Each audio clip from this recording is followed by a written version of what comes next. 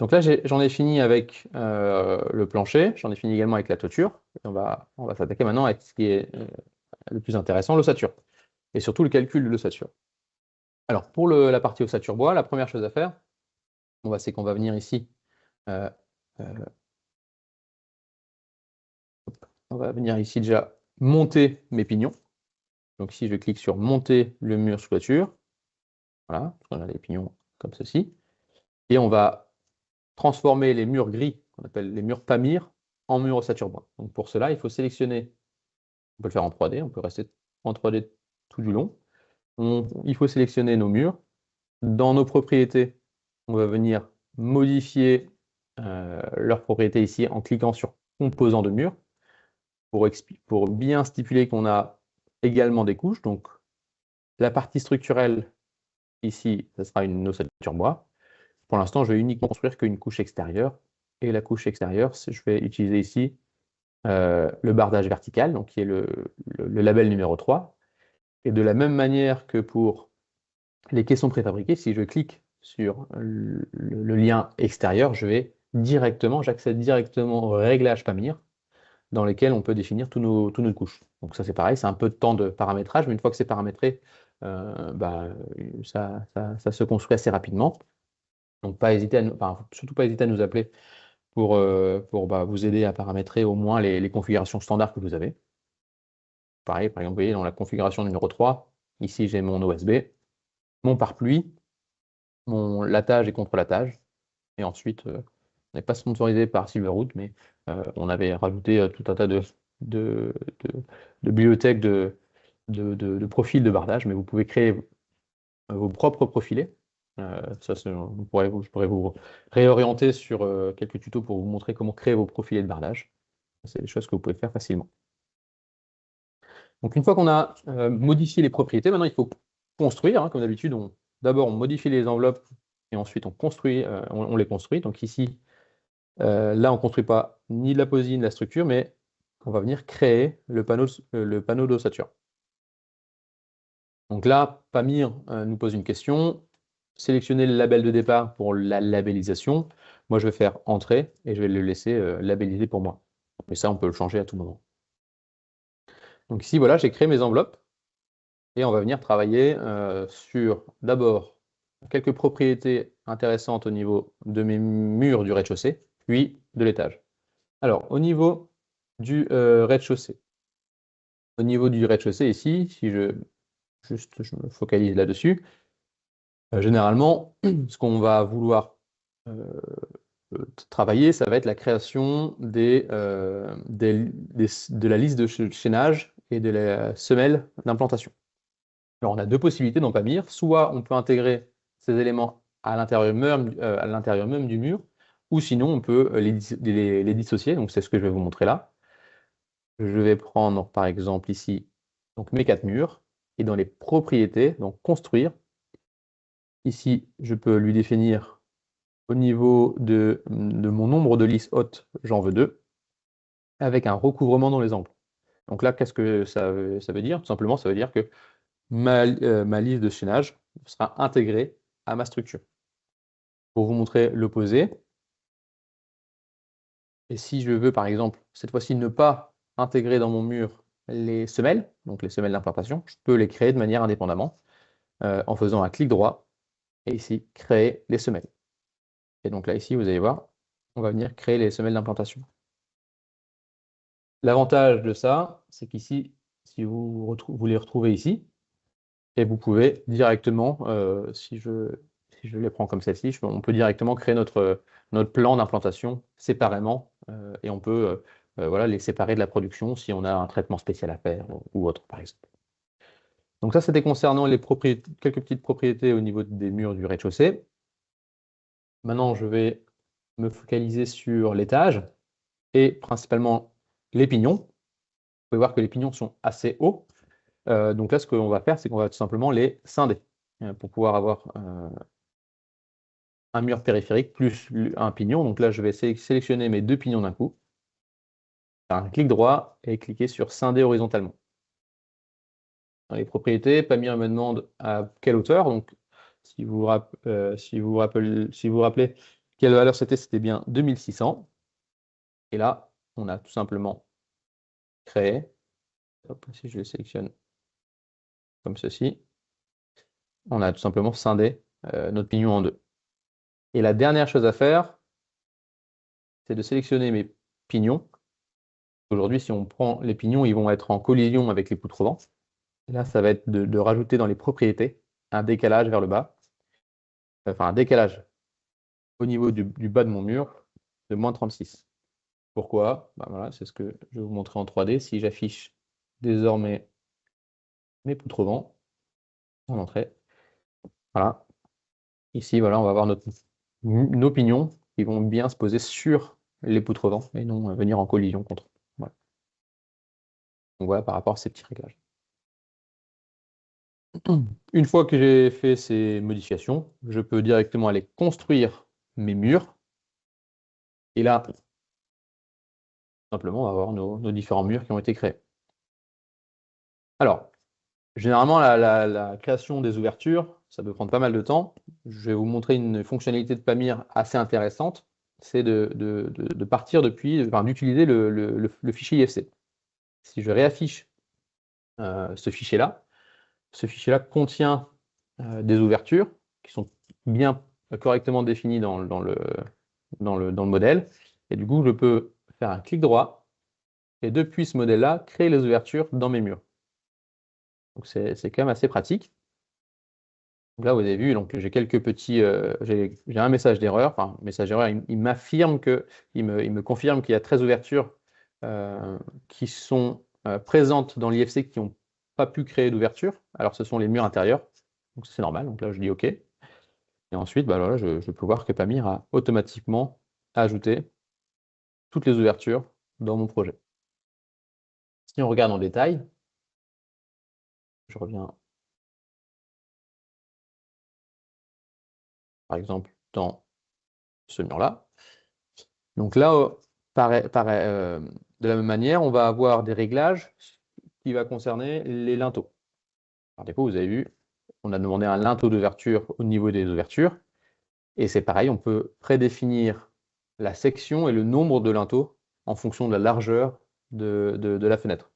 Donc si par exemple je prends une ouverture un peu plus importante, comme celle-ci, par défaut Pamir, il est passé du 45-145 à 45-220, mais en deux plis.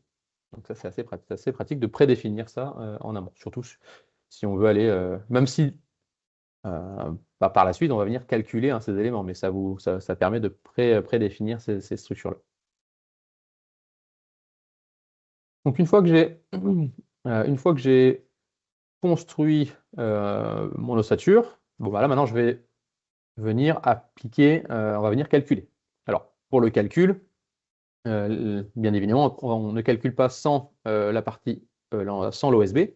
Donc là, ce que je vais faire, c'est que je vais sélectionner, comme tout à l'heure, mes panneaux d'ossature. Je vais toujours rester en 3D. Alors, il y a un raccourci assez intéressant, c'est CTRL-W, qui permet de sélectionner tous les panneaux d'ossature d'un coup. Et là, ce que je vais faire, c'est que je vais faire un clic droit. Et au lieu de construire tous les composants, je vais juste, dans un premier temps, me focaliser uniquement sur la partie OSB. Donc, je vais construire uniquement la couche +1.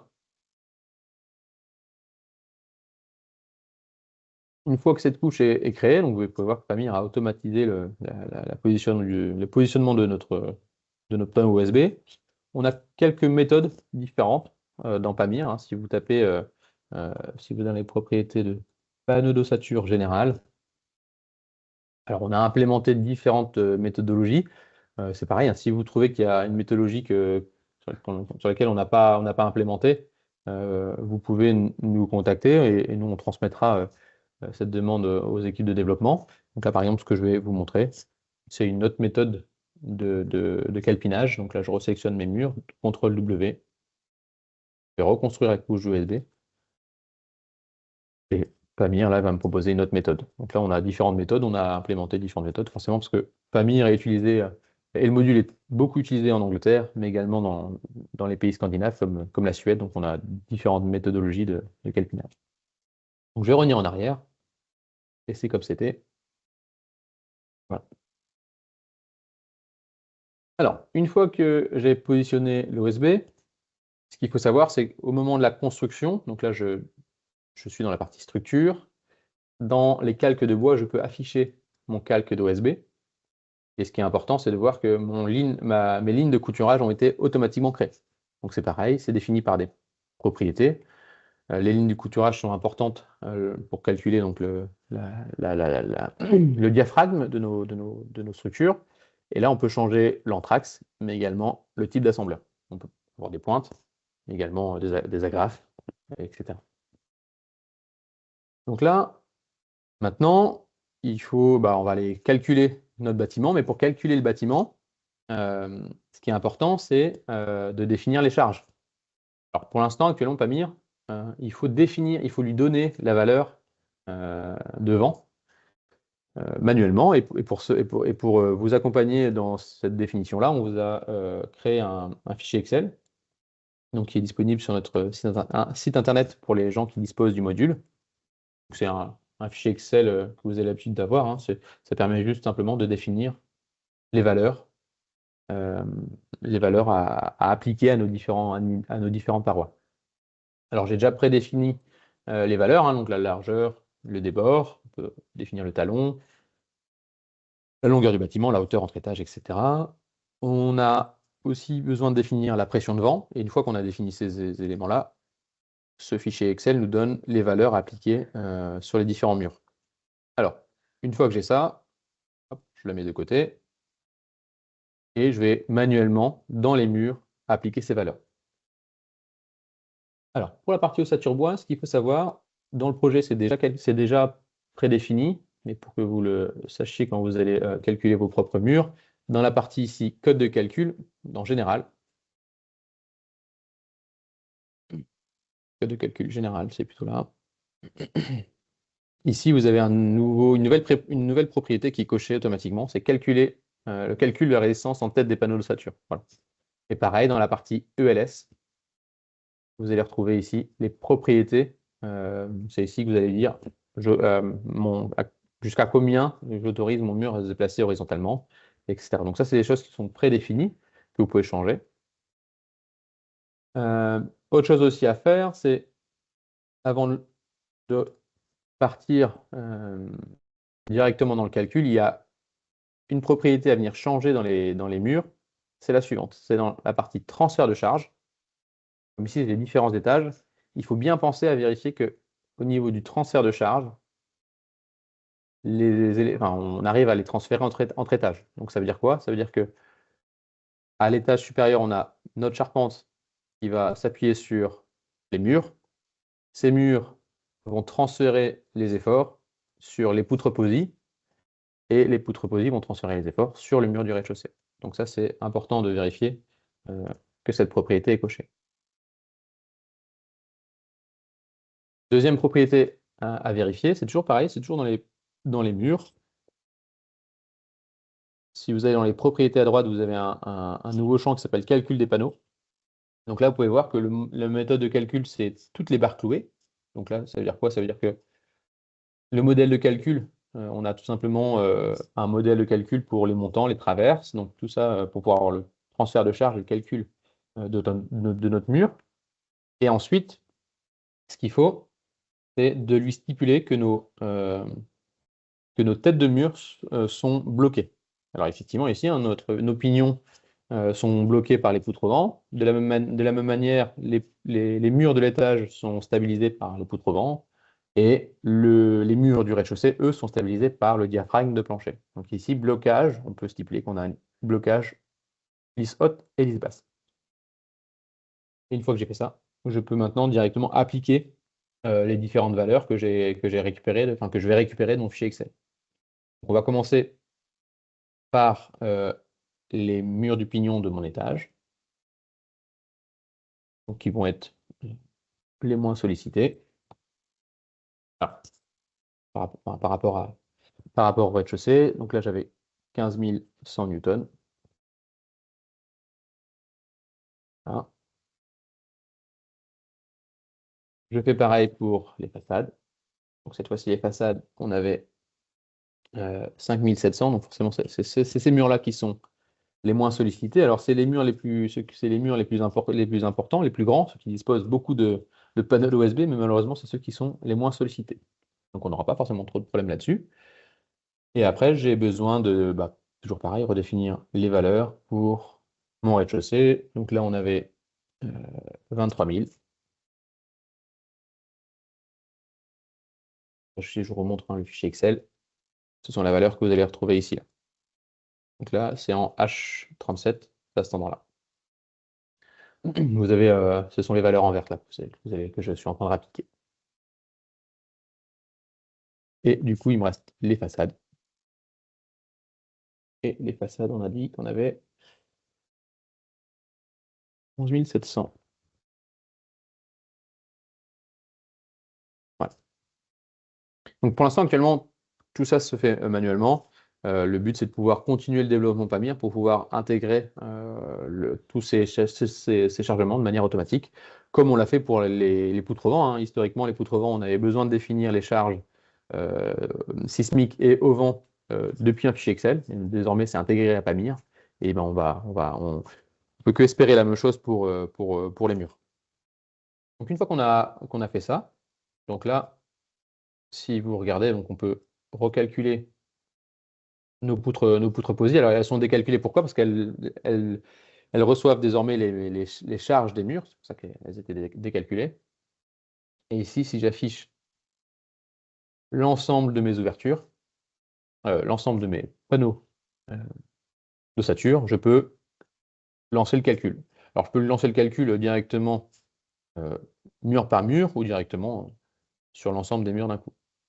Donc là, depuis la vue 3D, je peux toujours afficher le sélectionneur de structure et venir calculer tous nos murs.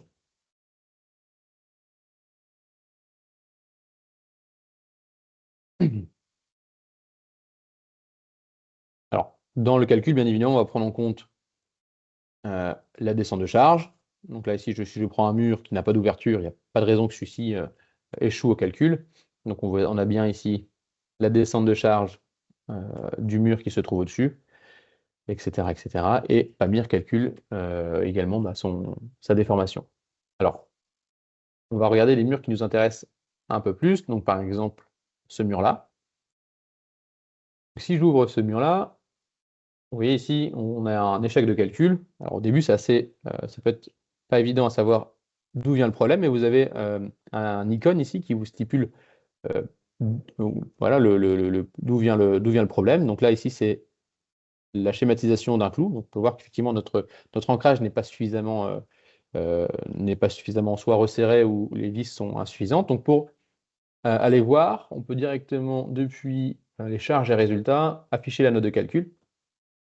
On vous a créé par défaut une configuration uniquement pour les murs ossature bois. Ça, vous l'avez dans vos réglages. Et l'avantage, c'est que rapidement, ici, vous pouvez voir les résultats du calcul. Donc, on a la résistance maxi au niveau du couturage. Et on voit ici que le taux de travail est insuffisant. Ça aurait pu être la déformation, mais là, c'est le couturage. Si vous descendez, vous avez également le visuel des diaphragmes qui sont considérés au calcul. Hein. Pour rappel, hein, quand on calcule une ossature bois, bien évidemment, il faut qu'il y ait suffisamment de zones, que votre panneau USB soit complet pour pouvoir le calculer. Donc là, ce qu'on peut faire, c'est pour pouvoir le passer au calcul, on va venir modifier les propriétés de notre mur. Donc là, on retourne dans l'onglet général. On va afficher ici le calque de l'OSB et on va venir modifier mes lignes de couturage. Alors, soit j'en modifie qu'une seule. Bon, généralement, on fait très rarement cette modification que sur un montant. Donc là, ce que je vais faire, c'est que je vais sélectionner toutes mes lignes de couturage et dans les propriétés, je vais changer l'anthrax. Donc ici, anthrax, je vais le définir à 100 et lancer le calcul. Voilà. Donc là, je n'ai pas changé le type de clou, j'ai simplement resserré l'anthrax. Et donc là, on a notre mur qui passe bien au calcul. Alors, je ne vais pas faire cet exercice sur tous les murs, je vais partir sur le mur le plus défavorable, ici avec une énorme ouverture en rez-de-chaussée, c'est le mur le plus sollicité. vous pouvez voir ici que par défaut, on a énormément au niveau de résultats, hein, on est à 200%, donc c'est assez pénalisant. Donc si je regarde la note de calcul, là j'ai à la fois, ouais, ici c'est les diaphragmes, hein, qui ne sont pas assez résistants. Donc pour l'exercice, on peut regarder ce qu'on pourrait faire sur ce mur-là. Donc par exemple, si je me mets en OSB, je pourrais très bien, si je le veux, resserrer et changer mon anthrax. Je crois que là, pour ce mur-là, il faut avoir un anthrax qui n'est pas du tout réaliste, hein. C'est un anthrax de tous les 4 cm avec des fixations avec des pointes en assembleur de 150. Je crois qu'on arrive à pas trop loin à faire passer le mur. Vous voyez, on est à 102%. Et vous voyez, c'est complètement. Voilà, c'est pas du tout réaliste. Alors là, nous, ce qu'on vous propose, bien évidemment, alors, il y a une autre solution, hein. On pourrait augmenter le panneau, enfin, l'OSB, on pourrait changer l'épaisseur de l'OSB, on pourrait en mettre de chaque côté.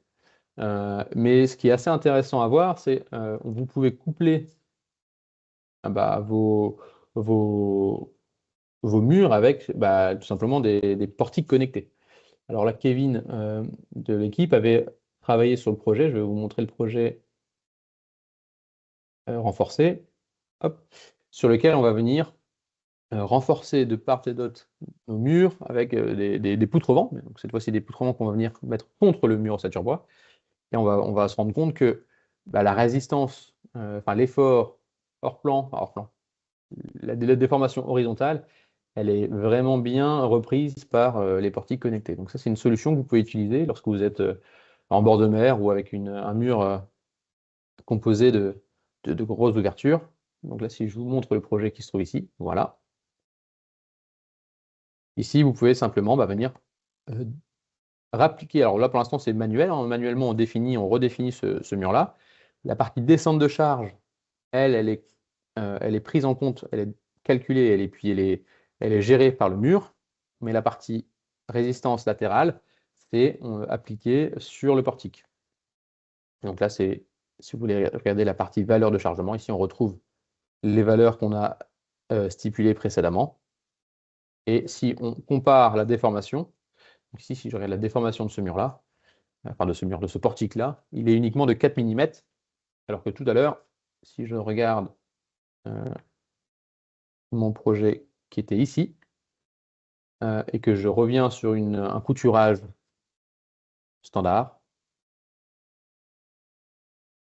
voilà, ici je le recalcule, et qu'on regarde la déformation, hop, note de calcul.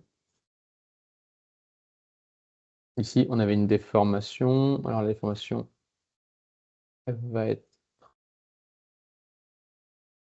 Alors, que je ne vais pas trop vite.